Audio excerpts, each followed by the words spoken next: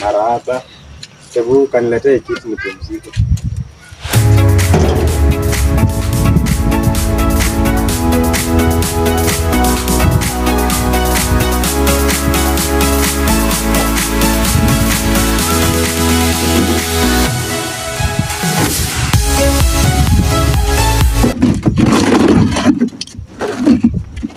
Kama uko sawa.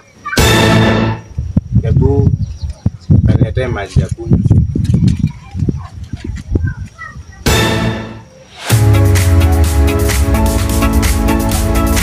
Asante.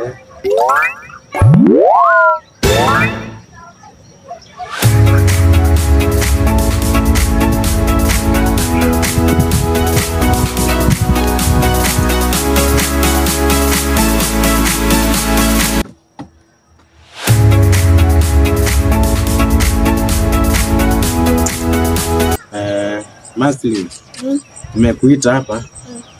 Unajua kwa hii dunia harusi za binadamu zinakuanga ngapi? 3. Zinakuanga 3. Kuna kuzaliwa. Wakati mtoto mdogo huwa anazaliwa, watu wanafurahi, wanaenjoy sana, zawadi nono, kochokocho, watu wanakula, wanajibamba zaidi kwa sababu kuna mtoto kazaliwa. Hiyo ndio harusi ya kwanza. Sawa mwanangu. Pia kuna kuanga na harusi nyingine ya pili ambapo mtu huwa anaolewa ama anaoleka. Kwa hiyo harusi ya pili pia watu huwa wanafurahia, wanajibamba, zawadi nono huwa zinapeana. Kwa sababu ni harusi ya pili ambayo nimekwambia ni kuoa ama kuoleka. Sawa? Pia kuna kuanga na harusi nyingine ya 3. Pia harusi ya 3 ni wakati mtu anakufa. Sawa? Ni wakati mtu anafanya nini? Anakufa. Ni wakati mtu anakufa. Unajua kufa ni nini? Sijui.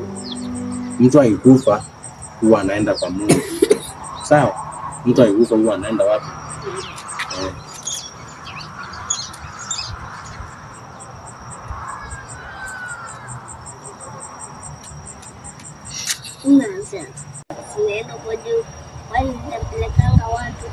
Hizo ndege huwa zinapeleka watu huko kwa Mungu. Wakati ukikufa. Sasa huko ndio ukikufa mwanangu. Umesema harusi za binadamu ni 3. Kuzaliwa, kuolewa, na kukufa.